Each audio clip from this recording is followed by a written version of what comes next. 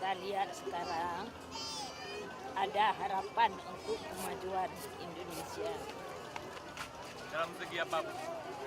Dalam segi pengetahuan, pendidikan, dan mengenai sejarah-sejarah lama itu yang sudah lama tidak muncul, sekarang sudah dibangkitkan kembali supaya kesadaran rakyat Indonesia umumnya semua menyadari, menghargai pahlawan-pahlawan itu. Makanya dia dapat membuktikan kesenangan yang dinikmati oleh generasi penerus.